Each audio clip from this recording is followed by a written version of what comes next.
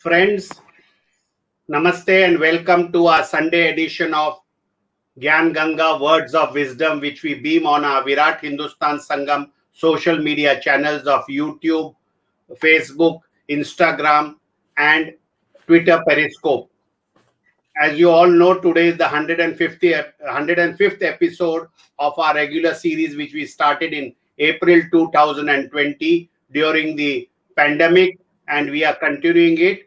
And we also have our Saturday version of Gyan Ganga Words of Wisdom. First, we had our 21 episodes of Legal Words of Wisdom, Nyay Gyan Ganga, and we have now started the last few weeks. We have started Economic Words of Wisdom, Arth Gyan Ganga. So we welcome you to do our Sunday show on our program, and we welcome viewers across the globe who have been patronizing us. Today's topic is a very interesting and a current issue topic: COVID management, how the two largest democracies, India and US, are coping with. And for this, we have, as usual, our patron, founder, president, Dr. Subramanian Swamy, member of parliament. And we have with us Sree Iyer from California, USA. We welcome him back to our show. As you all know, Sree Iyer is an author, inventor, and out-of-box thinker. And he has 37 patents to his credit. And his latest book, as you must have seen, National Herald Frauds.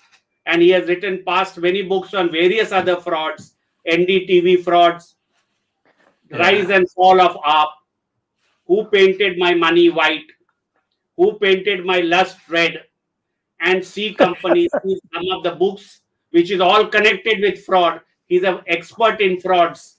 So we welcome Sree Iyer to the show. He is running a very popular website, PGurus, and a lot of Indians, bureaucrats, politicians, and Indians across the globe daily look out to this website to find interesting scandals or scams being broken and exposed, and he is well versed with current issues in India. So we have Sree Iyer and Dr. Swamy. I have my co-host, Professor Arvind Chaturvedi from Delhi, and Ramesh Swamy from the US. And I have with us to thank our technical team led by Ashish Shetty, Ishwar Iyer, Vishal Mehta, Tejas from Pune, Rakesh Gadgi from Karnataka, and Swaminathan from Chennai for their support to put this weekly, twice a week program together of Saturday and Sunday. And thank you, viewers, for your support we have been getting for nearly last 13 months. So with this opening remarks, it will be over to Dr. Swamy to tell us a little bit on the topic. We are discussing the COVID management in India and abroad, especially the US. Then we'll have a detailed discussion with Sree Iyer, with others participating in the discussion, and we taking some questions from the viewers. Over to Dr. Swamy. Thank you. Thank you, Jagdish, and welcome to Sree Iyer. And there are, I think, 3 Iyers in this room, in this program.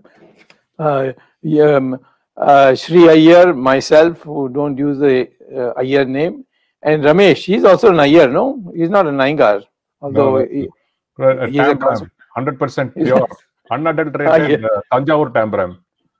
Okay. I am, first of all, would like to say it's a great pleasure to have Sree Iyer here. He has really blossomed. When I first met him, he was just, I had gone to California to address a meeting in the area where the apple is being produced. And I met him, and then subsequent visit, I stayed with him. He has literally flowered from a pure scientist with 37 or now exceeding 40 patents. Yes. I mean, and he gave it all up. I didn't say that he didn't given it all up, but it has cut into his time what he's doing. And he's doing it purely for the benefit of Indians, and the publications has come out as being scholarly, well documented, and some things that we learn a lot from. So I thought that he would be the best person to tell us critical analysis of the comparison between the United States and India in dealing with this corona pandemic issue. I thought I would first bring some up-to-date facts, because I'm a member of the Parliamentary Standing Committee on the Ministry of Health. And that committee, although we are not allowed to publicize what we learned there, but it is a briefing that takes place beyond the eyes of the media. And that briefing is also subject to questioning. So therefore, during this whole period, I've been questioning, I've been getting facts out and so on. And I'm happy to say that one of the things that came out of the committee is the fact that we were planning to ditch or dump, or at least keep back this Covaxin, that is the Bharat Biotech Swadeshi producers of the vaccine, which is a vaccine which has now a reputation of having no casualties at all, and whereas all the others are in some controversy or the other. And now the government first didn't want to announce his name, then I made a big stink about it, and then the late night the same day, the government also announced that they will also be permitted to produce vaccines. And now the government is totally relying on them to make up for the deficit that we are having. In fact, they're being asked to produce 7 million vaccines by June, and they are being asked by July 10 million.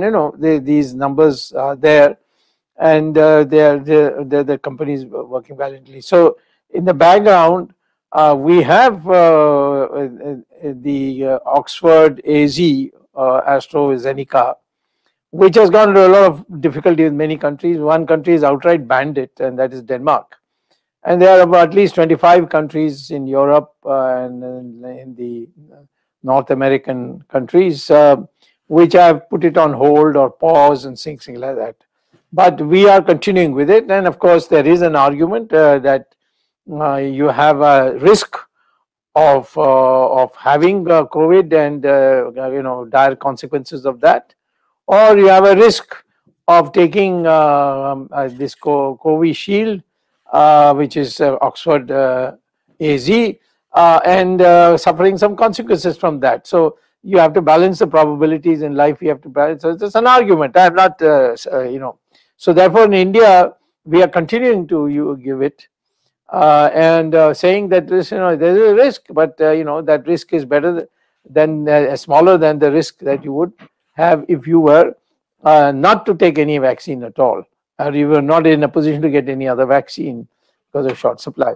So in that thing, we before the vaccines came in, on February 1st, 2021, little less than a year since we recognized the corona virus and the pandemic, and then had this lockdown in the end of March. We had reached in February 1st, 2021, a low new cases of 5,300. And then people thought that it's been going down steadily and it'll probably go down to zero. That was the expectation. But by April 13, it rose to 180,000 from 5,300. And now it is running at 250,000, 2.5 lakhs. And they say that by the end of this month, it will be 4 lakhs. That's huge. And the pitiable conditions you see in crematoriums, you see it in burial grounds, you see it in hospitals.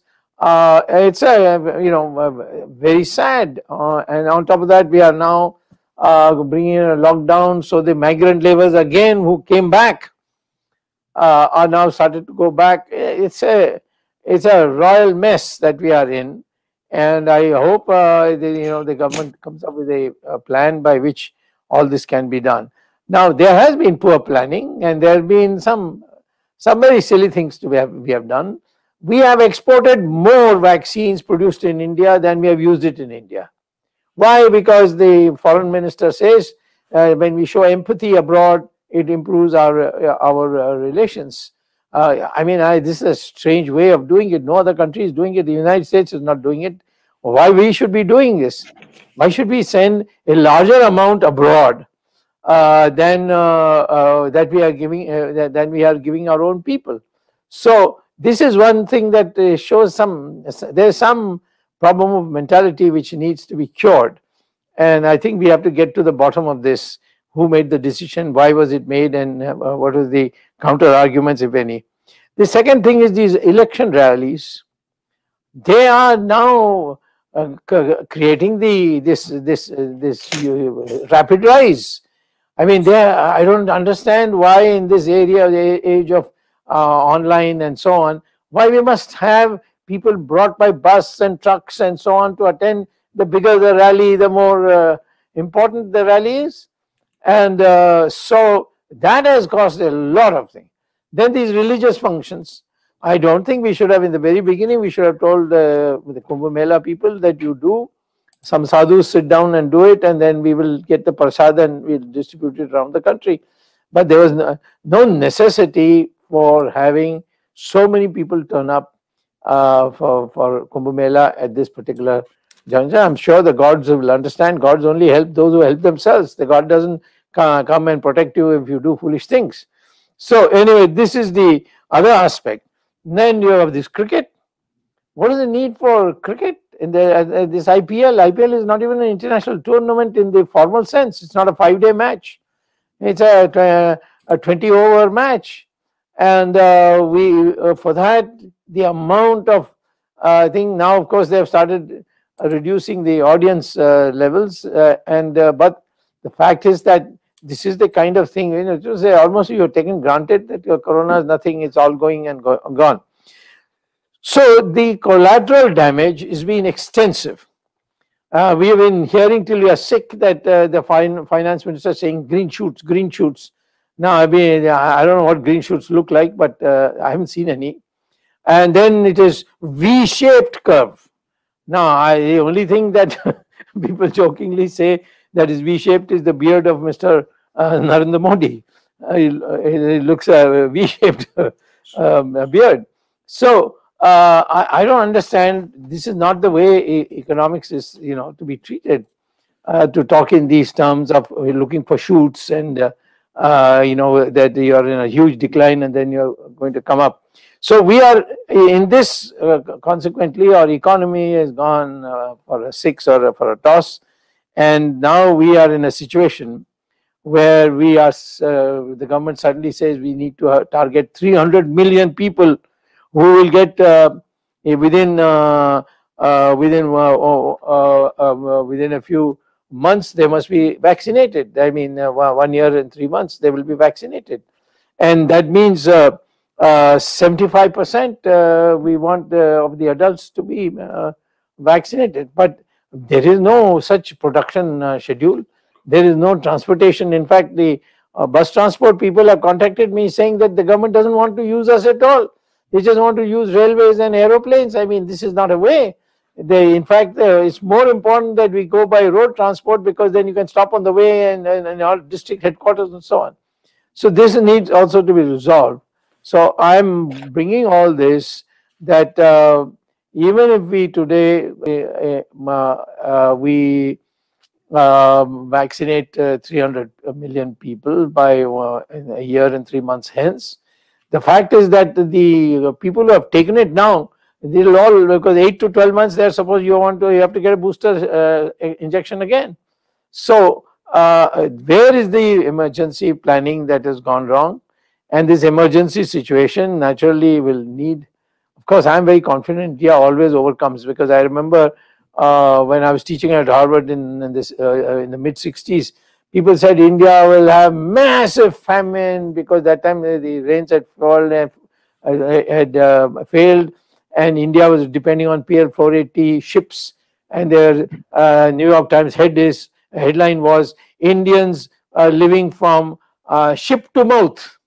In a derogatory way, that we had no grains and we are like beggars waiting, and were waiting for ships to come in there. But within a short period, Lal Bahadur Shastri did something very ordinary of producing a package. 10% of the farmers used it, and we became self-sufficient. Today, we don't import food grains. We export food grains, in fact. So Indians are capable of solving problems. We were told you can never grow faster than 3.5% per year. But with Narasimha Rao's period, we proved you can grow at 8% without difficulty. In my opinion, country must grow at 10 to 12% per year for 10 years.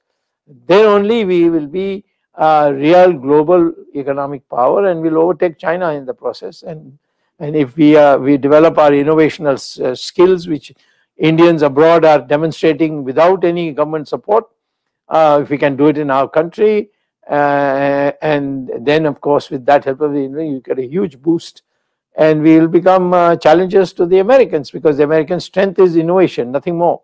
Every progress, every stage of progress and jumps that they have got is because of some new innovation, the last one being of course the internet. So I am saying it is in this context. I want to know what's the American experience, and what is, I should call him doctor, because he doesn't need a formal, you're not gone for a PhD yet, right? Am I right? You got no, I did not get my PhD, yeah. There you are. But you have got so many innovations, I think you can give PhDs now. So learned man, he studied America, he knows India, so his perspective is what we are looking forward to. I'm sorry I took some time of yours for the introduction, because the audience must know what the current situation is. And you please now take over without interruption. Please go ahead and tell us what is the comparative situation. Namaskar, Dr. Swamy, VHS team members. It's always a pleasure to be on a VHS channel. And today I'm going to talk about the relative performance, if you will, between the two largest democracies in the world, United States and India, and how they are coping up with this COVID crisis. And as we are seeing now in India, US also is on the cusp of again taking off, the numbers going up. And unlike in India, in US, it is actually a self-inflicted wound. And I'm going to talk about that in a short while. But initially, let's just take a quick look at what has been happening in US and then India. In the United States, except for the border states and a few others, such as Michigan, the United States appears to have turned the corner in achieving herd immunity for the population. This is the key word, herd immunity, which means everybody is exposed in some form or the other, and they have developed antibodies, so that whenever this thing starts raising its head, the antibodies inside your system fight it and then vanquish it. This is exactly how we are dealing with on a day-to-day basis. COVID is an extreme case. Every day we are inhaling things that could cause harm to our body, but our antibodies are there fighting the good fight for us and keeping us healthy. So now, if everything goes okay, there may be a glitch or two, and I'll come to that, why US is going to have a glitch or two after I do the initial statement. But here is how the trends are as far as US is concerned. The first one is 3 million people are being vaccinated every day. And from tomorrow, everyone can get vaccinated. About 3 weeks ago, the age was lowered to 45. And from tomorrow, everybody can go and get vaccinated. In fact, new centers are opening up. There are lots of malls that are not operating right now. So the US government has taken over these things. It's a simple ID. You just need an ID and your current healthcare provider. You want to provide that data, because then it gets entered into the healthcare system that you are vaccinated. Plus, in future, if you're going to travel, it is just a small square card with a QR code to tell everybody that you've been vaccinated this day and this day. I have taken Moderna, and tomorrow I'm going to be taking my second dose. The first one, it just hurt me around the hand where they had injected it, and hopefully tomorrow will be just as smooth as possible. And the second thing, and this is important for India, is Johnson & Johnson.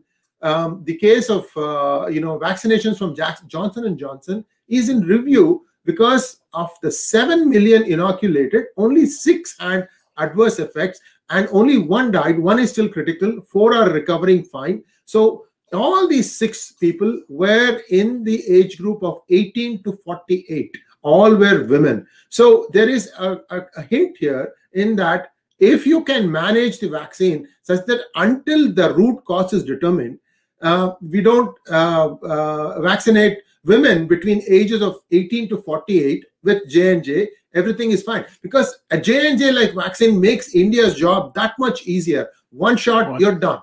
Now, the next thing is, as far as corporate is concerned, Google is planning to have everyone back in the office by the end of April, which means that Google thinks that things are under control, or at least getting under control.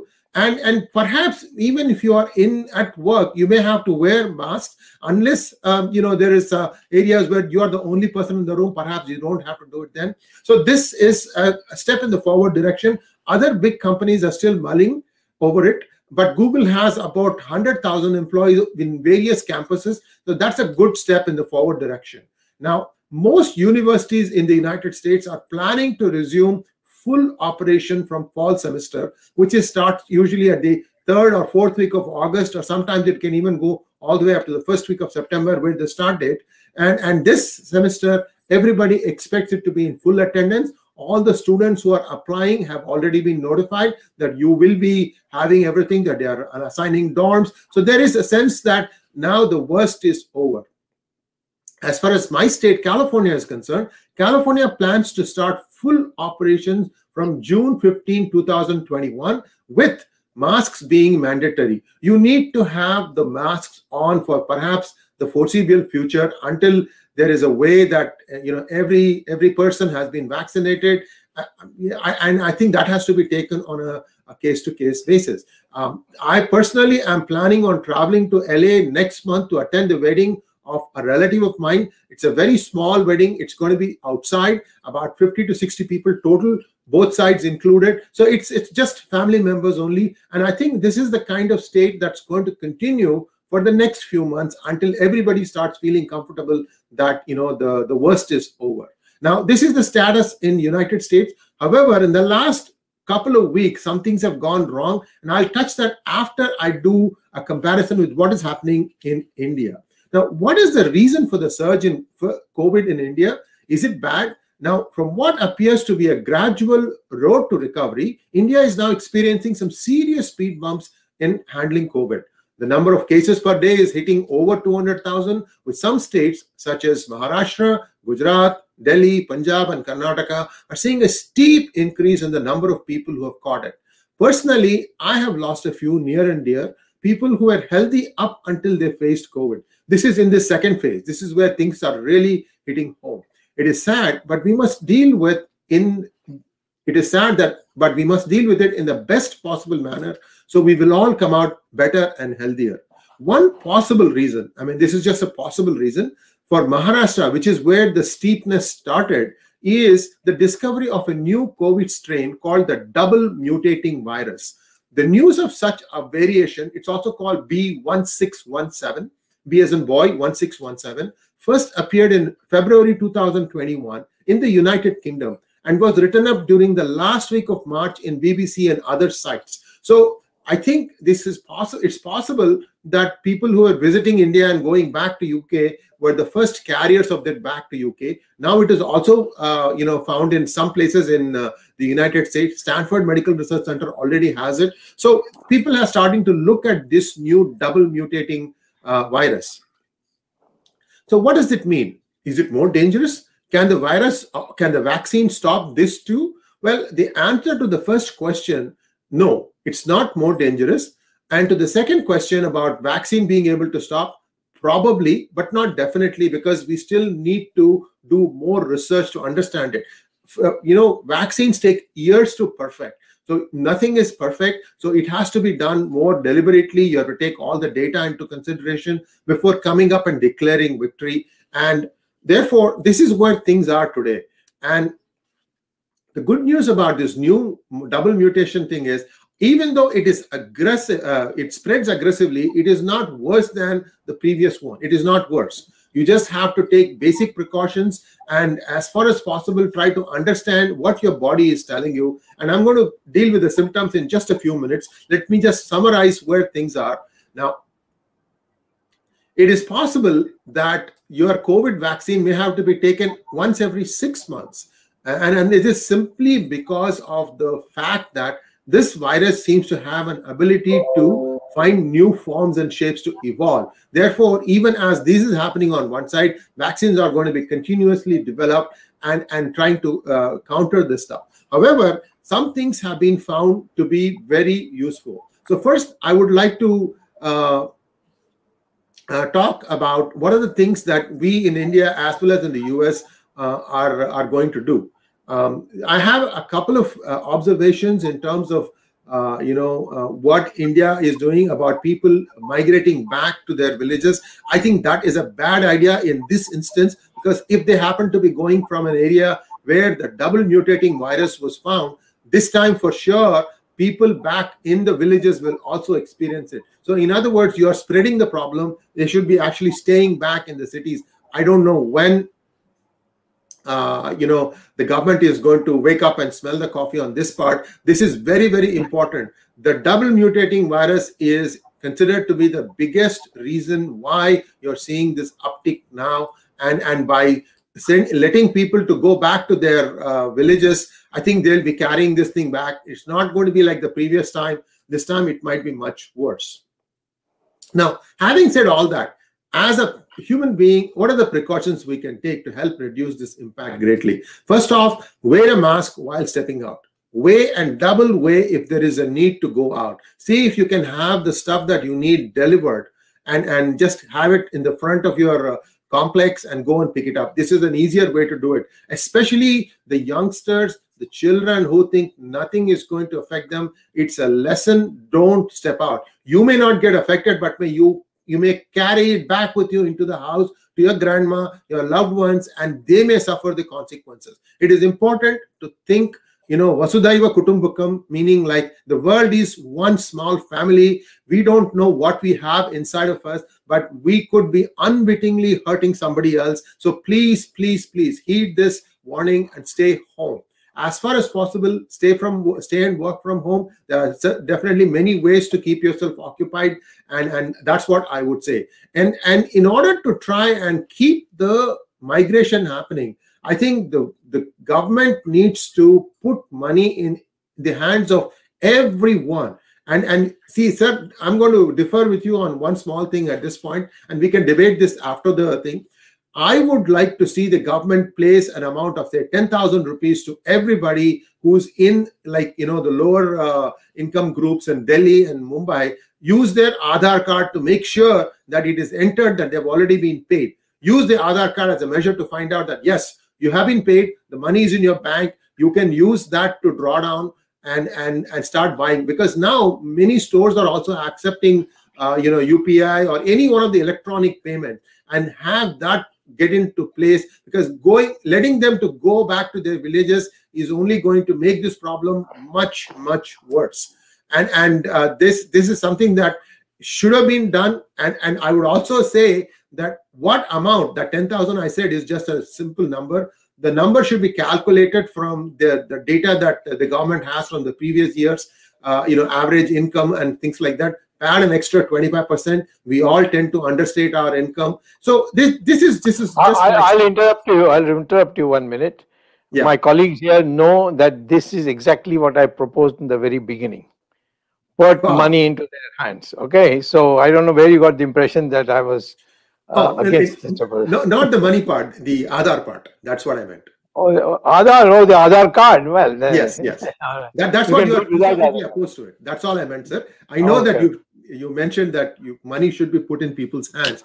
Yes. So this is a must-have. So this is not going to cause inflation, because, like I said, make sure if somebody doesn't have a bank account, when you go and give the money to them, make sure that they have the bank account. The money is not going to get transferred, no cash transfer. It's going to be bank to bank, and then people have to learn to start using online banking. Even if 10% converts, you'll make a huge difference, because today it is localized in some of the bigger cities. I think this is a manageable problem. India certainly conducts its elections in a very nice way. If that is possible, doing this kind of an effort is not impossible at all. This is something that the Modi government should really, really consider. I mean, you are talking about like the last ditch thing here. Otherwise, you're going to have an uncontrolled virus. It might not be worse, but your system is stressed.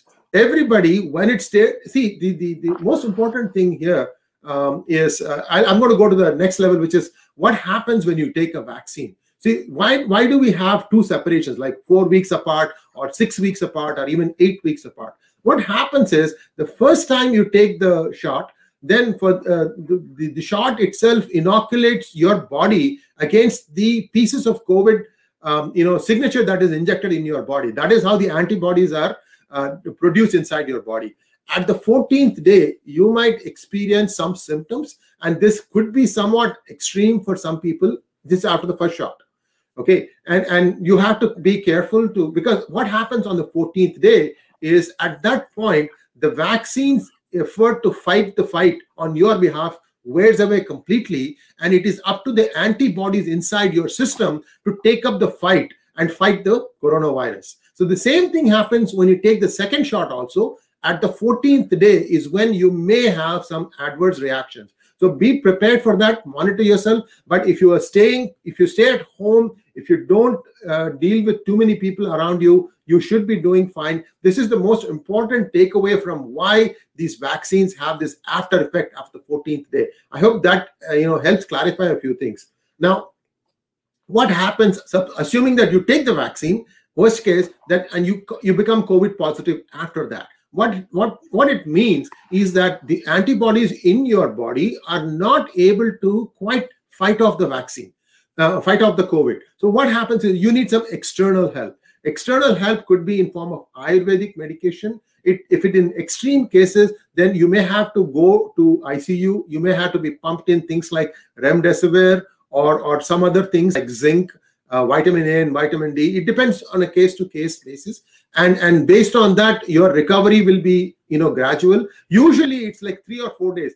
Today, at least in the United States, there is so much data that they can basically try and manage your human body in many ways. For example, if COVID is in your lungs and does not get into your vital parts, such as the heart and the kidney, then using some effective medical procedures, you can contain it right there, manage it, get rid of it from the lungs, and after that, your body comes back to recovery. This is the key effect that needs to be kept in mind as to what happens when you turn COVID positive after taking a vaccine.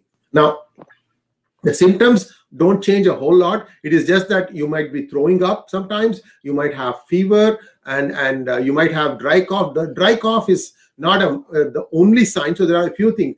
So the key is on the 14th, 15th day, watch out for your signs. If you are suddenly developing feverish symptoms, be careful, watch, monitor, drink fluids, and take rest. Don't do anything that you have to go out and do something. Be careful about that. So this is where things stand today. And I just want to, if you have any, no questions at this point, I'd like to go back to what is going to happen in the US as I see it in the next 3 months. Yeah, I have a question here. Yeah. Please tell us in what way the US is done differently from us.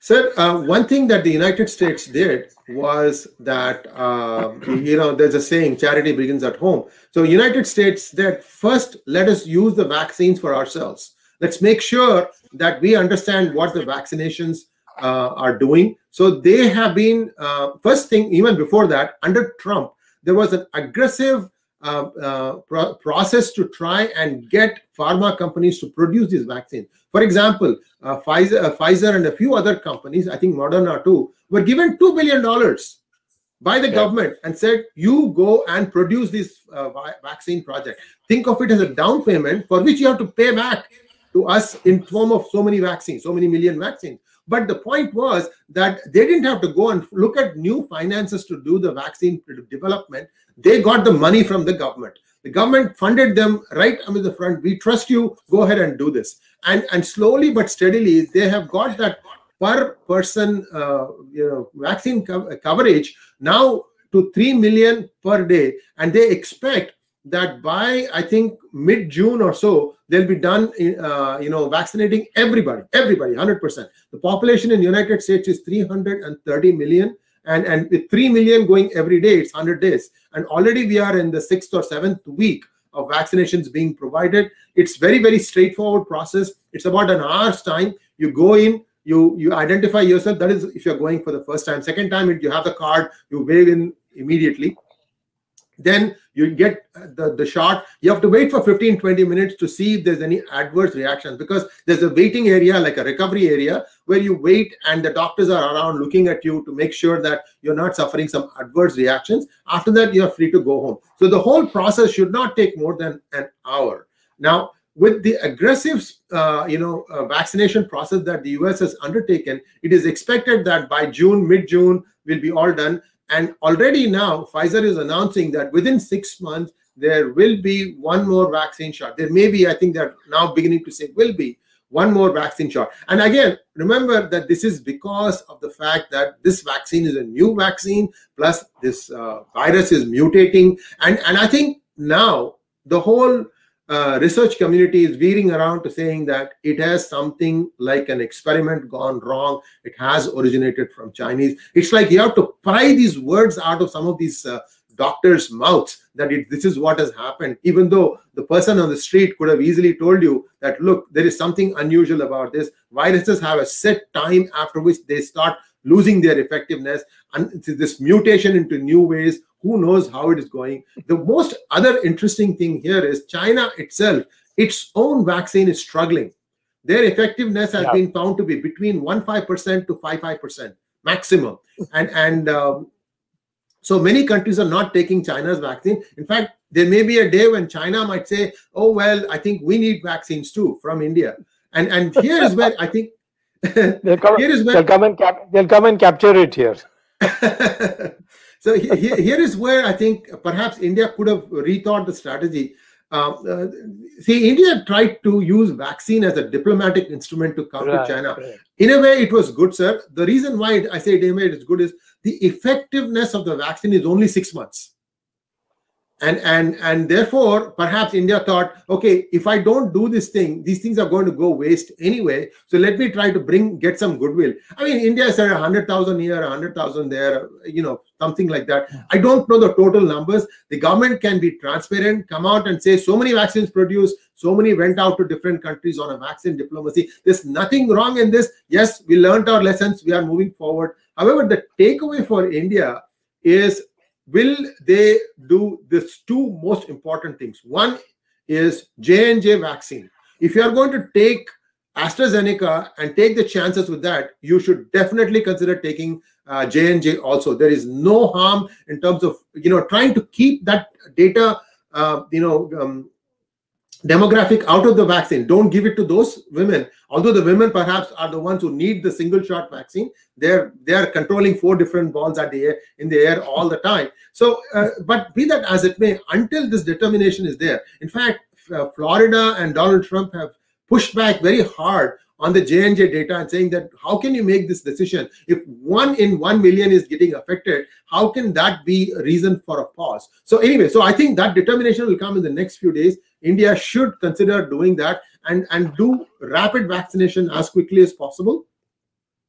And the second thing, put money in people's hands, not just the lower middle class, everybody's hands. Let them not worry about how they are going to make their money tomorrow. Give them peace of mind. You are seeing how US has come out of it. In US so far has pumped $6 trillion into the economy, with another $2 to $4 trillion coming in. US's GDP is 23 trillion. They're saying half of the GDP's output we are going to put in. And this is tangible, sir. I get $1,400 checks. I've got 2 already, and this doesn't have anything to do with the salaries that people are making. The third one is a little bit more discriminating in that it is going to see how much you make, and then basically based on your income, they are going to some stratification might take place. But the important thing is the economic engine is back up and running, and I think India is not as developed as US is. In like you turn the switch on that you're going to get a V recovery.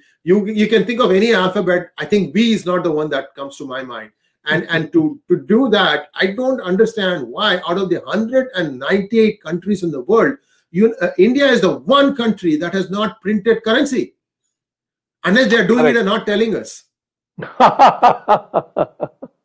Maybe we're getting counterfeit from Pakistan.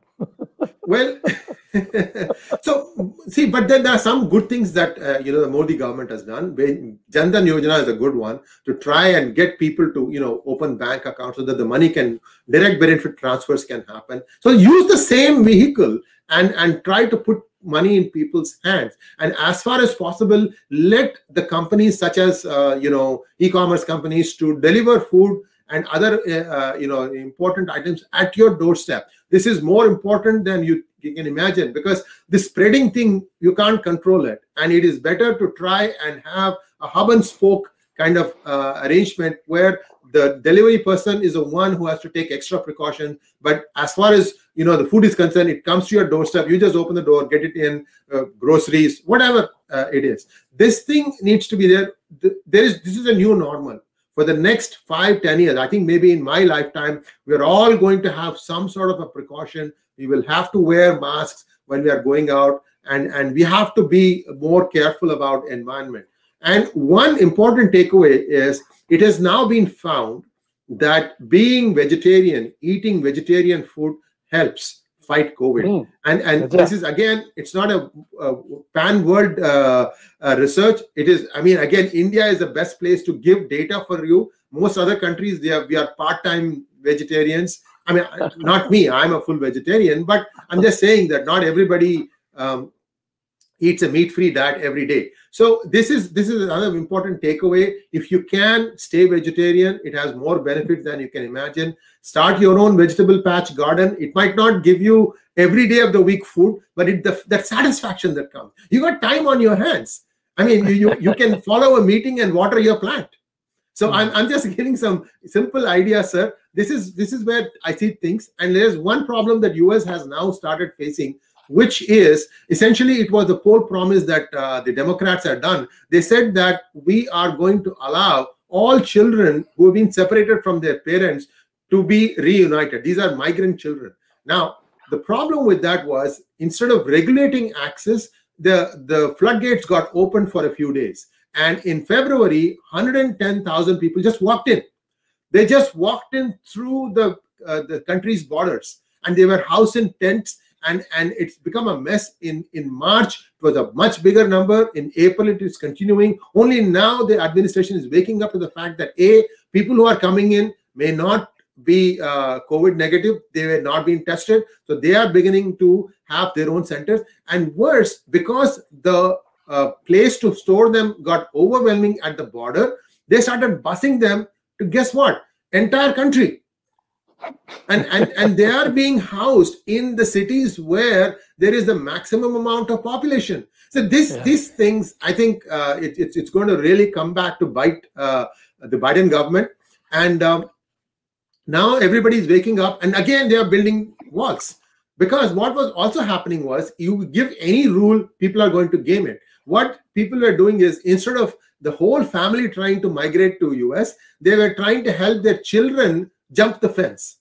They are literally jumping the fence in places where it's complete desert on the United States side. There is no water, very poisonous snakes and scorpions there, but boys and girls are jumping across and trying to hope for the best. So these kinds of things are happening, and this is a totally self-inflicted wound on part of the Biden government. They could have said, yes, we will unite these families, but in an orderly manner, and make sure that first the COVID check was positive, was tested, and make like a step-by-step process. Instead, they went with both feet. It was almost as if, and this is my opinion, that Mr. Biden had a checklist. Appease this congressman, tick, do this. Appease this congresswoman, tick, do this. I mean, we are doing the 6 trillion and 8 trillion package is being, it has so many, earmarks and pork things that, it's unbelievable. Every country in the US, in the world is getting money from the US for essentially what is a problem that is within the United States. So we are at the forefront of pointing some of these things. We have a weekday program that airs at 5:30 p.m. IST on Monday through Friday. And we take about 15-20 minutes to tell you what is happening in the world COVID situation. So you understand, because this is going to also determine when international flights are going to resume again. And I have no clue when that happens. And at this point, all we can say is everybody needs to stay in bubbles, try to manage it that way. And of course, always pray to Lord Ganesha behind me right there. And he is the remover of all obstacles. And the other side is Saraswati Chakra. No, it is Sri Chakra, sir. So, yes, Sri Chakra is the same thing. Yeah. Yeah, so here's the scientific thing. If I move a little bit, you can see the Ganesha also has an Om embedded in it.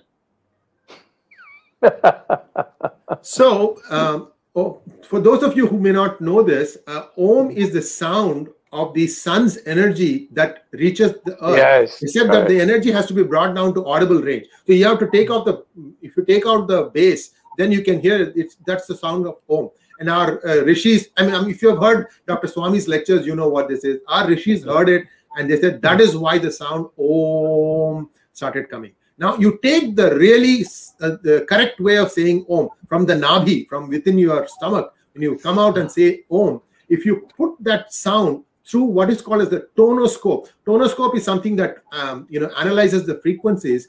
And if you do that, then the shape that emerges is that of the Sri Chakra to my left. So the Om and the Sri Chakra are related. These are energy sources. And this kind of tells us that the Sanatana Dharma, Hinduism is the most scientific religion because it is based on the principle that Yat Pinde Tat Brahmande. That is, what I am is what the universe also is. And that's why, we do all these things. We also count 108. You probably know why the 108 number is important. Anyway, so these things are all important. We need to turn inwards to become more spiritual, because spirituality gives you the inner strength to deal with any challenge that might come your way. So some of the wage earners are no more with us, and suddenly the family, which has nobody else making money, is beset with incredible difficulties. And this could be happening to any strata of society. So this Modi government mindset that only the people who matter, which are the lower class people, should be given money, that's nonsense, bogus. Everybody needs to get money because you have taken away the fundamental right to work. Yeah, correct. So I'm sorry, I'm getting a little emotional because this is important, and I think somehow I don't see that messaging come from the government. Yeah. Well, you see, by the way, somebody, one of the audience sent you thing that the Om is 432 hertz. Oh, just for your I see. information. Wonderful, wonderful. You see what an intelligent audience we have. See, the issue is this, which you have skirted. I mean, it's not a fundamental issue, but you have still skirted it, and that is this. That originally we decided only to sanction one vaccine, and that was the Oxford AZ, which was given a new name, Covishield. Covishield is only, it is a what is they call as the contract given by foreigners to produce it in India. So it's not in that sense 100%. It is not an Indian product. It may have an Indian name and all that, but it is essentially what the Oxford AZ research produced, and that is all over the world now being on some or the other being questioned. So what has happened is all these exports you say would have been time barred if we had not exported it. They are all being sent back. That is, at least two countries I know have formally said and give us back our money, South Africa and Brazil. So where our strategy should have been is, here is an Indian company, that is the Bharat Biotech. We will give it first preference, even it means delaying by one year, because they had the third phase. They took a very large sample and it took a little time, an extra month. So we could have waited an extra month, and it has not a single where a connection can be found between taking that drug and then suffering some Side physical effects. health effects, you see. So not a single. And now, of course, the government is now suddenly woken up and said, no, we are asking the Bharat Biotech to now produce 7 million, 10 million, like that. So I do think now we have reached a stage where I agree with you, we need to import. Because the speed at which things are happening, I don't think we can produce that fast and also have it reached. So I had in fact said that if you can continue to use the Oxford AZ with the risk associated with what effects it will have, then there's no harm in taking also Johnson & Johnson, even though there is some question that has been raised, as you said, in a small, very small sample, but still has been raised. You can take that risk and perhaps not give it to women or something like that. So what I get after hearing you is that you think that the Americans went about it systematically. Americans didn't export anything, by the way, to my knowledge. Correct me if I'm wrong. No, you're right. And this is a country which can mass produce in no time. They got a technology, everything, but they did not. They said first us. I think we should have taken the same stand, and that would have meant today we would have got a head start, but we have not. Now we are in a situation where 3 million, 4 million, like that, when we need to be at the 300 million level. So we need to learn a lesson that really Atmanirbhar literally means that you first make do with what you can produce, and only when you find the gap is is impossible to fill, that you would start thinking of getting from abroad. That is what I would put in my 2 bits worth. You are an expert, but I would say that this is what I would, and I don't know whether you agree with that or not. No, I agree with you completely, sir. Now, see, the other challenge that India is going to face is every country is having a problem in its on their own hands. So today there are 4 new variants that are big numbers. United Kingdom, South Africa, Brazil, and now India. So you have 4 variants. The original one plus the 4. These are the big ones. There are, I mean, if you talk to experts, they'll say like there are 35, 40 variants and so on. So it's scary if you think about it. There's so many different versions. Which one is going to hit me? Will my vaccine, do the needful? You can't stop, you can't keep on worrying about all these things. But the most interesting thing is India knows how to solve this thing. India has Ayurveda. Right. And Ayurveda, these are all herbs. These are all grown in India. Let us turn and look back and see what the Ayurvedic experts are saying. There are like some things like Ashwagandha, and I'm just one name that came to my mind. There are 3 or 4 things that they are saying. It's all kashayas. They call them kashaya. It's bitter. It is hard to swallow, but always good medicine is always bitter. We should take that, keep that in mind. These are all excellent prophylactics. They are, they can help fight the antibodies. And simple thing, eat the leafy vegetables that has vitamin A and do some time in the sun. Surya Namaskar if you can. Otherwise, at least get some sunlight, half an hour on the body. Even inside flats, there's a way you can regulate it and walk around and let the sun fall on your body. That vitamin A and vitamin D, those are important to try and build the antibodies. The simple things that can be done. I definitely would look at Ayurveda as an option. And ICMR could have taken some of those things and said, okay, the health, because it's just formulation, sir. I mean, you can take the kashaya, break it down to its essential ingredient and say, okay, this is the same to same comparison. This is what remdesivir has. This is what this particular kashayam has. So, okay, it has a few more things. So this is kind of thing that should have been done 1 year now. And so I think India needs to think about Ayurveda as an effective vaccine. It's important. Yeah, sure. And even Tulsi is very, very effective, by the way. Yes. One last question before my colleagues take over. The one big problem the government is going to face is that we have forced our two Indian producers, whether one is a outsourced producer and the other being a Swadeshi producer, we have told them to give it a very low price. Now we are going to get say Johnson Johnson and say Pfizer and so on. They are going to, for instance, in Pakistan, they are selling, Pfizer is selling at, I think, 6,000 rupees, which is equivalent to our 3,000 rupees. Here we are selling for, 150, 100, 200, by the subsidized rate. So we're going to have a real problem. So our future really lies in sort of a mix of Swadeshi products, Ayurveda, maybe homeopathic too, and then of course yoga, and then of course Covaxin. These are the ways I think we should move forward and have more confidence in our own ancient wisdom in this matter. That's my conclusion, and now Ramesh has put his hand up, and so he takes over. Okay, thank you, Dr. Swamy. Thank you, Sree. It was excellent information. Yeah, I have 3 slides that I want to show. Okay, so I'm just taking your permission to do that. Yeah, please go ahead.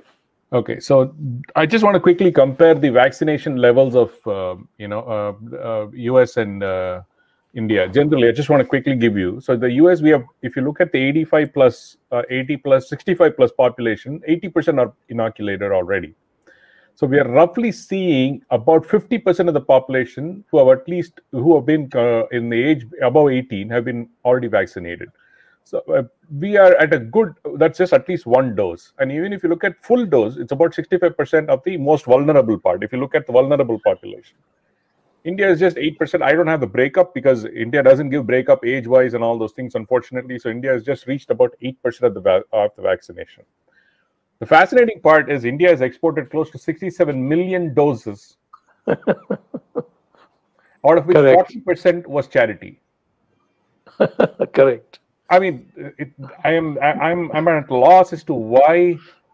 How is that a good strategy? So I don't know. I don't have an answer to that. Nobel Peace Prize. It's fascinating that like as Sree said, America said. I mean, the normal attitude was always me, myself first, and before getting anybody else. It was very clear from get-go that when the US government paid Pfizer, Moderna money up front and saying, I'm blocking every dose that you make for so many, they give them billions of dollars and saying, you're not exporting even 1 vial outside until a certain population of mine.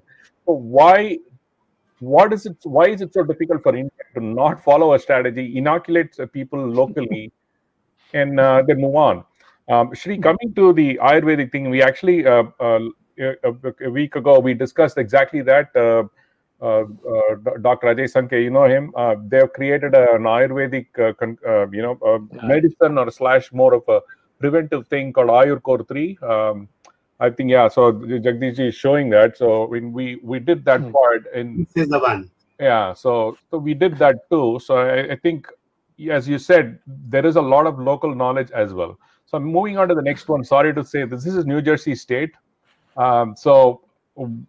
Strictly, this vaccination has helped New Jersey a lot, and we're bumping to a level that we'll be inoculated within a full month.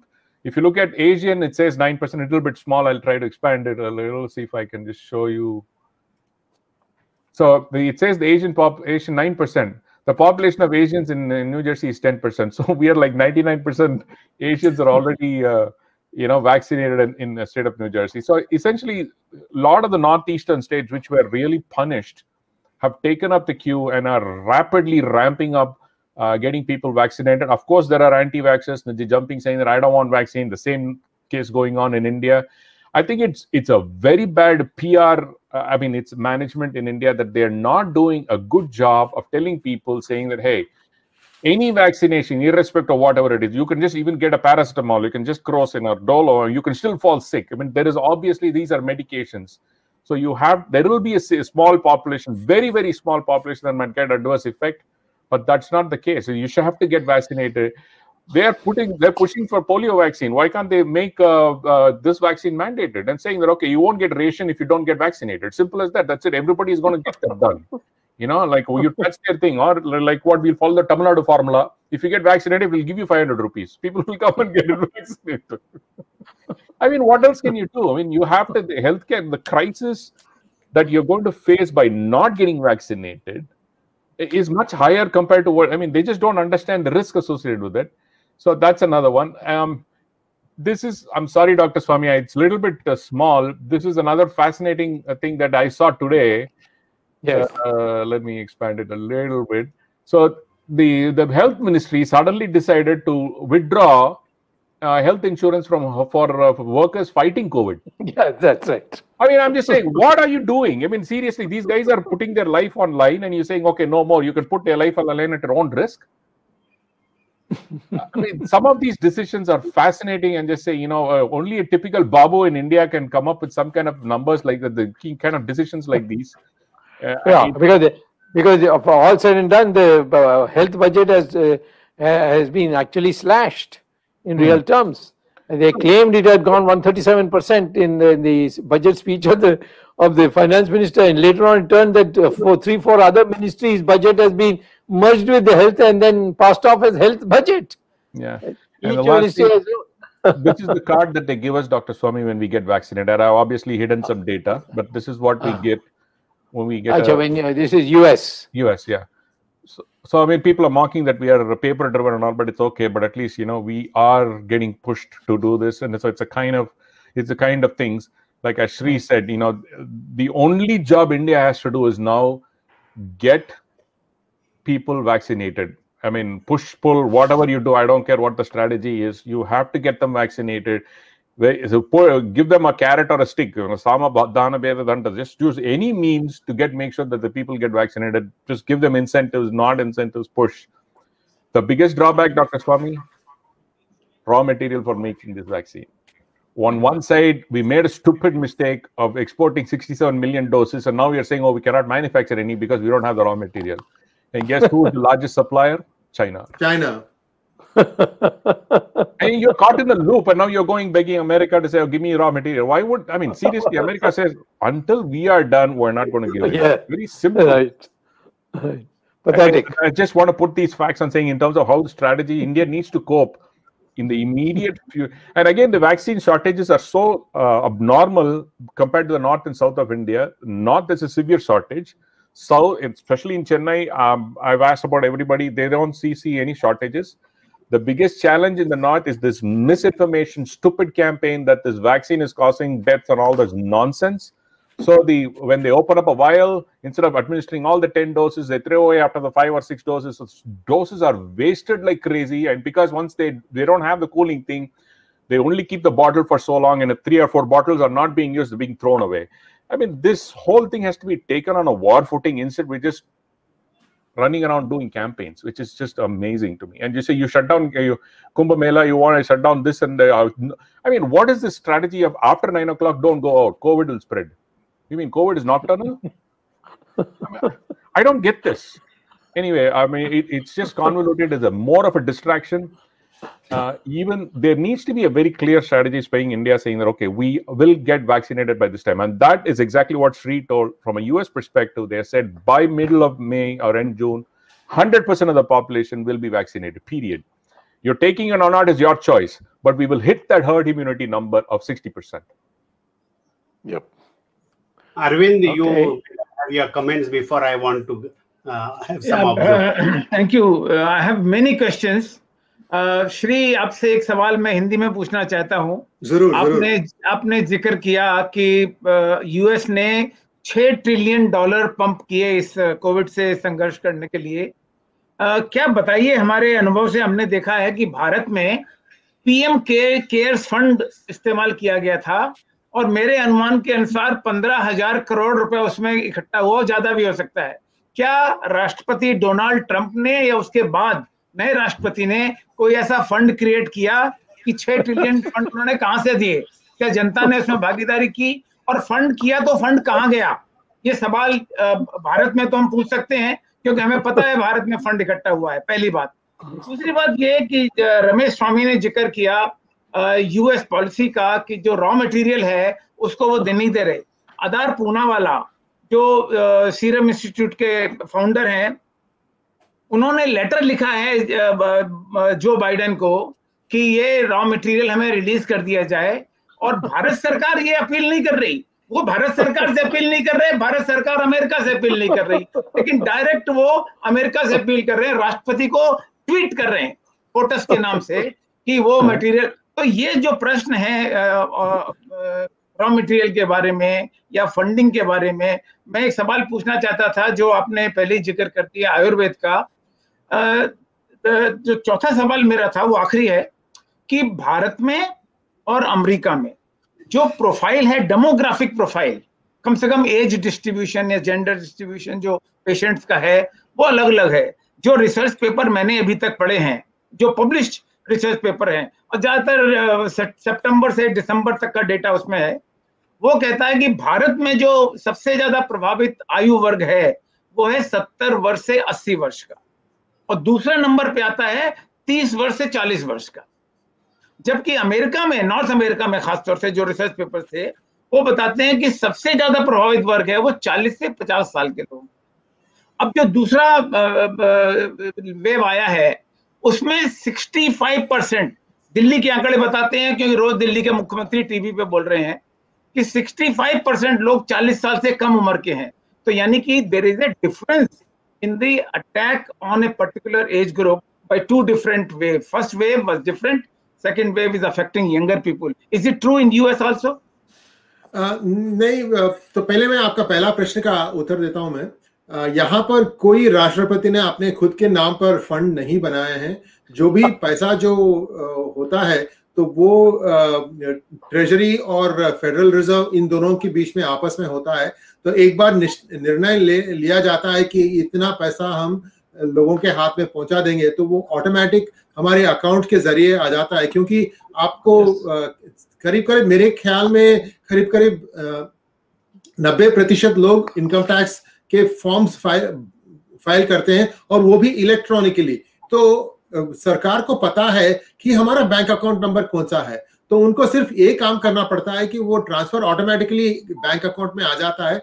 कभी कभी क्या करते हैं कि आपको easy होने के लिए एक डेबिट कार्ड देते हैं जिसमें वो प्री प्रोग्राम्ड अमाउंट होता है, यानी कि समझिए $1400 का एक डेबिट कार्ड दिया जाता है आपके नाम पर, वो मेल में आता है, तो उसको आप यूज करते जा सकते हैं जहां पर भी आप बाहर जाते हैं। तो इस तरह से डिस्ट्रीब्यूशन हो रहा है। आपका जो दूसरा प्रश्न था वो था कि जो आधार पूनावाला जी जो लिख रहे हैं प्रेसिडेंट को, तो इसमें एक छोटी सी बात वो भी कह रहे हैं कि वो हमने ये ऑर्डर आपको पहले ही दे चुके हैं, आप सिर्फ उसको शिप नहीं कर रहे हैं, क्यों नहीं कर रहे हैं, ऐसा कुछ प्रश्न पूछा गया है। तो इसका मैं ये एक कॉन्ट्रैक्चुअल ऑब्लिगेशन है, तो आधार पूनावाला साहब को भारत के सरकार के साथ संपर्क करना पड़ेगा और पूछना पड़ेगा कि भारत सरकार अमेरिका सरकार से ये पूछना पड़ेगा कि आप कॉन्ट्रैक्ट वायलेशन कैसे कर सकते हैं। ये मेरा मानना है। तीसरा जो आपने कहा कि आयुर्वेद के जो सॉल्यूशंस है, इसको हम पूरी तरह से हम अपने वी हैव टू अपनाना है, ये अपना है। इसको क्या कहते हैं ना कि 5 उंगली घी में और सर कढ़ाई में, इस तरह से एक अप्रोच लेकर आप आयुर्वेद को अपनाना है, घर घर में आयुर्वेद को यूज करना है। ये काफी आपको लाभकारक हो सकती है। तुलसी तो हर घर में रहती है, माई तुलसी तेरे आंगन की, तो ये आंगन में तुलसी का रहना बहुत ही कॉमन है, शायद सिटीज में नहीं होगा, फिर भी ये एक अच्छी चीज है। और आपने कहा कि ये जो सेकेंड वेव जो हो रहा है, हाँ आप जो कह रहे हैं वो बिल्कुल ठीक है, क्योंकि जो इंडिया में हो रहा है वो एक डबल म्यूटेंट के वजह से हो रहा है, और जो यूएस में हो रहा है वो थोड़ा बहुत ये यूके का या ब्राजील का या साउथ अफ्रीका का, इस तरह से छोटे मोटे वेरिएशंस हैं। लेकिन यहाँ पर आपको अगर टाइमली अगर आप पेशेंट को एडमिट करेंगे अस्पताल में तो रिकवरी की संभावना बहुत ही ज्यादा है। और एक और चीज मैं भूल गया जो मैं अभी आपके सामने रखना चाहता हूँ, जे का ये मानना है इफेक्टिवनेस के हिसाब से उसकी इफेक्टिवनेस करीब करीब 60% है, लेकिन वो कह रहे हैं कि 100% हम दे सकते हैं कि हमारा जो वैक्सीन लेगा वो उसकी मौत नहीं होगी या मरण नहीं होगी। तो ये एक वो लोग कह रहे हैं कि इसकी इफेक्टिवनेस इतनी है कि आप वो डेंजरस स्टेज तक नहीं जाएगा इसके ये लेने के बाद। तो एक और चीज है जो ये जो दूसरी गारंटी नंबर जो है बाकी वैक्सीन प्रोवाइडर्स ये नहीं दे रहे हैं, सिर्फ जे के कह रहे थे, क्योंकि उनका जब वो पहले इंट्रोड्यूस किए थे तो उनको पूछा गया कि आप सिंगल शॉट में कैसे कर सक रहे हैं, हम लोग सब 2-2 शॉट पूछ रहे हैं। तो उन्होंने कहा कि हमने दूसरा मेथड अपनाया वैक्सीन के लिए, तो इसीलिए उनका मॉडलिंग के अनुसार वो कह रहे थे कि इससे आपको शायद थोड़ा कम इफेक्टिवनेस होगा, लेकिन आपको इसकी जो सिवियरिटी जो होती है वो शायद कम है। तो इन सब चीजों को डॉक्टर्स और रिसर्चर्स को लेकर they have to analyse this and find out कि क्या ये जे वैक्सीन को अपनाना अच्छा है या नहीं। और एक और चीज है, इनफैक्ट जो अब भारत में बाकी है रॉ मटेरियल्स, वो कौन से वैक्सीन के लिए इजी रहेगा, इसका भी एक they have to figure out. I think it's all happening, but एक ही चीज ये है कि हम ये जो डबल म्यूटेशन वायरस जो नया जो वेव शुरू हुआ है, ये थोड़ा सा एक स्पैनर इन द वर्क्स जैसा बन गया है, तो उसको अब सामना करना ही पड़ेगा। Certainly, whom is not helping. Yeah, one supplementary to Arvind Chaturvedi, because there have been some questions which have been scrolling. You see, there's one aspect which we are only now dealing with the availability of the vaccine. But there is also a question of availability of hospital beds, ICUs, so on. People are now in the pavements waiting for it to be, hospitals to say, okay, one bed has now become free. That kind of situations are arisen. I know this from, personal accounts given to me recently. So I remember in the beginning in the United States, you took over, warehouses, this thing, and converted them to hospitals. The government did it. So I think that the one thing our government needs to do here is start taking over big areas and then put in beds if necessary, fly them in from wherever in the world if you can't make them fast enough, and create ad hoc hospitals where at least people can be there, and there will be a lot of paramedical people also can be brought in.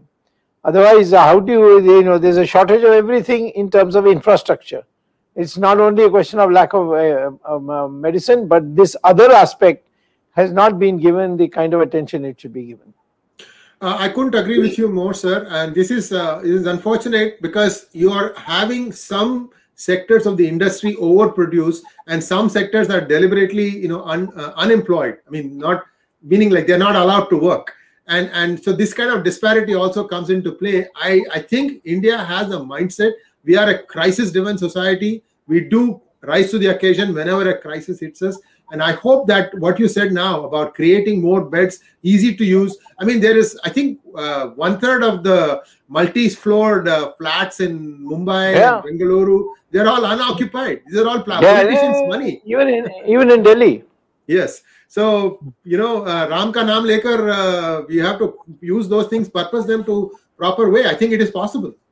Yeah, sure. I have an observation to make.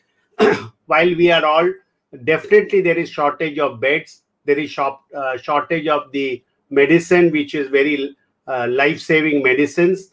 And I would just talk of my experiences in Mumbai and from talks of people of VHS members in other parts of India, that absolutely there is no way we can find beds for needy COVID patients. That's a very frightening situation, which was not there last year. So I think the government on a war footing needs to pay attention to it, whichever government. Some people blame the central government, some people blame the state government, or even the city corporation. But the fact remains, irrespective of parties, this issue needs to be tackled at top level.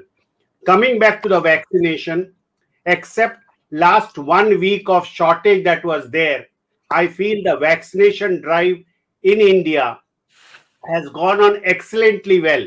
In fact, I would differ with Sree Iyer and Ramesh Swamy that perhaps our system of vaccination is better than what it is in the US. And I'll tell you why it is so. Number one, the centers are far more compared to the way it is in US. You have to wait for hours. In India, it is very short period of waiting, very systematically organized via your phones and apps, and instantly, virtually at the end of your vaccination, within 3 hours, you get your first certificate. And when you get your second also, you get a certificate. Unlike in the West or USA, you are given a small sheet of paper. So definitely on the vaccination front, maybe we have not reached all the population yet, but the vaccination is much better. There is definitely shortage of co-vaccine, and there is no choice for the people to select Covishield over, Covaxin over Covishield or vice versa. But the vaccination setup is quite good, except we require on a, I would say, in a very big way, the beds, because in a city like Bombay, the war room is also not able to provide beds or the medicines, and people are running helter-skelter. This is my observation when we are comparing US and India. You're behind your background, there's a hotel. They should take over that hotel and make it into a hospital. Yeah, that's quite good. It is a good suggestion. We should, because most of these places, in fact, there are private sector has come forward, like Swaminarayan Samstha has come, BAPS has come and converted an entire building into a COVID center. In fact, yes, the what was there in the last year is missing greatly this year. The government has not risen to the occasion in tackling the thing this year. Another good news which I see, and perhaps Dr. Swamy can tell us, there are two parts of it. One is Bharat Biotech is developing a nasal vaccine, and they have got permission to do the trial, what is known as trial 1 or first basis trial. And that will be a very interesting invention if they come with this nasal vaccine in India. And it was Atmanirbhar nasal vaccine, which it is successfully out. Number two, Dr. Swamy, some of the viewers would like you to tell us, and if Ramesh can quickly put on that letter about the Tata Institute of Fundamental Research with China, because people think that this Chinese vaccine, or not the vaccine, the Chinese virus was nothing to do with other countries except China, which is true, it came from China, but India also had some clandestine arrangements. Could you please tell our viewers about that, Dr. Swamy? And if Ramesh can pull out that letter and display it on the screen. Yeah, I'll just pull it out. Hang on. Dr. Swamy, please enlighten our viewers. Yeah, I'll make it very brief because you have taken a lot of his time. I think this is one of the longest sessions we have had in the recent past. At least I think it's the longest perhaps. Now the thing is that the Wuhan University Virus Center, they have an Institute of Virus Center, that came to India at the invitation of the Tata Institute of Fundamental Research, which has a viral virus, sub-body in Bangalore. And they went to Nagaland, where there are these bats, and did experiment on it, in which we were coolies essentially, because all the experiments that the Wuhan University did, they packed it up and took it back to China. We got no value out of it. Second, it was without any permission. And Northeast is supposed to be a restricted area. And so I raised it in the committee meeting, and the committee then got an explanation and then an investigation, and they've just written me a letter saying henceforth in the future these are the steps. Now in India nobody can start any enterprise and get money from abroad, and all these scientists of these various places, I mean the Tata Institute people, they all got no honorariums. You can't do it unless you have FCRA clearance. And yet you see they have done it without any government permission. And so now they are saying in paragraph 3 that, you know, to further, the paragraph 3 says these are the formalities. I am saying, all right, but who committed the crime? If it is Ratan Tata, catch him also, you know, and don't you know, let anyone. Its laws are not above below anybody. It's no, we are all subject to the law. If they broke the law, they should be punished for it. And therefore, I think, of course, I'll take it to its further conclusion, but about 50% of my work is done as shown by this letter. Yes, Thank you, Arvind. be free. Yeah. I just want to complete one thing what Jagdish said. I just have something to say. Jagdish ji, you have a very good process, absolutely given, but no vaccine. We have a lot of vaccine. No, Ramesh. I disagree with you because you have not even you have 10% of the population things. You have only inoculated 10%. 1 minute. Let me tell you, you yourself admitted there is excess thing in Tamil Nadu. 1 week ago, there was an absolute shortage of vaccines. But just now, you could go there to any center. Within 10 minutes, you can get vaccinated. Same here. So 1 week ago. But US, I know relatives had got 4 different centers. From Berkeley Heights, people had to go to Atlanta City. How far is that distance? 2 hours drive. In India, it is within 10 minutes distance of your house. You get the vaccine and there is virtually walk-in. So some things which India is doing, we must appreciate. There are other ways we are backing, I think, no beds, no medicines, but on vaccination, we are slowly progressing. And there is no choice just now between the vaccination, but we are definitely progressing. The population needs to be increased. That's what I'm trying to say. That's the only way to cope with this. This is coverage. You mean coverage? Yeah, it has to be bumped up. Because Maharashtra is doing excellent. They already administered, I mean, 10% of their administered. Maharashtra is ahead of every other state in the country in terms of number of people getting vaccinated. But they need to still do more. But I mean, I don't know why everybody is faulting them because they're the #1 state in number of vaccinations being administered. Well, Jagdish belongs to that state. Arvind, please wind up. Okay, before I wind up, in fact, there's no time for asking questions. There are many questions, but I'll just mention 3 small issues in 1 minute before I wind up. One is the central government taking over the distribution of remdesivir tablet, injections. Health Minister of Rajasthan, Raghu Sharma, and Health Minister of Maharashtra, Rajesh Tope, both have made the statement that the manufacturers are not giving them directly. They're refusing to give because they have been told by central government entire production has to be given only to the central government, which will redistribute to the state.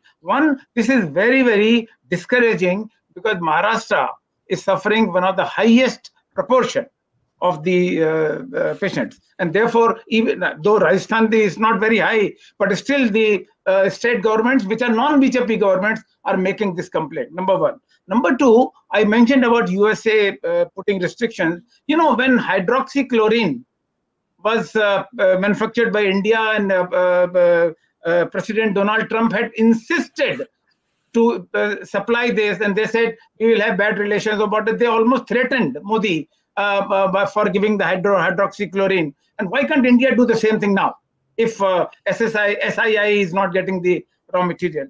And number 3, just the difference between US and India.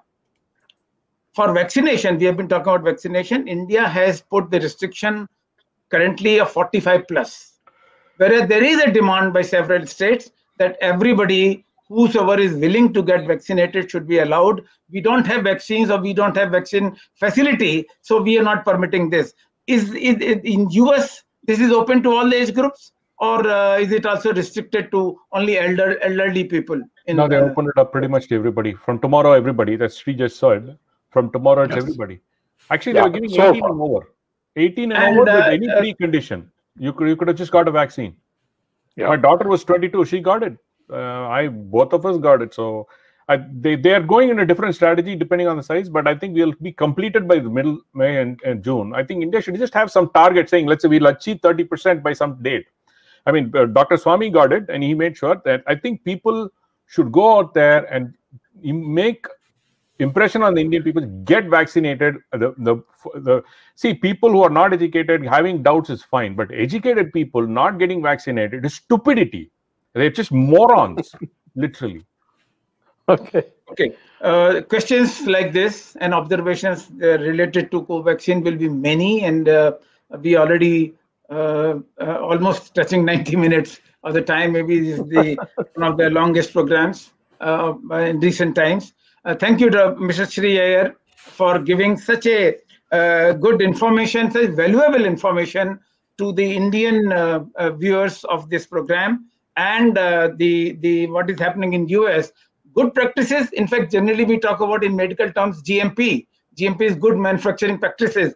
Now, if we are having good medical practices in US, they should also be followed in India. So this GMP is very, very important, and good suggestions made by you and Dr. Swamy to the government. Dr. Swamy, of course, is a very influential person, also being member of the Health Ministry Committee. I'm sure the government of India will listen to all these suggestions made through this program. Thank you very much for sparing 90 minutes for this program and giving such suggestions. Thank you, Dr. Swamy, for promoting Bharat Biotech, Atmanirbharta, and so many other good things that you have done related to COVID. Thank you, Jagdish, and thank you, Ramesh Swamy, for helping me in this program, and the technical team led by Ashish Shetty, Swaminathan Iyer, Tejas, Ishwar Reddy, Gadgi Rakesh, and Vishal Mehta.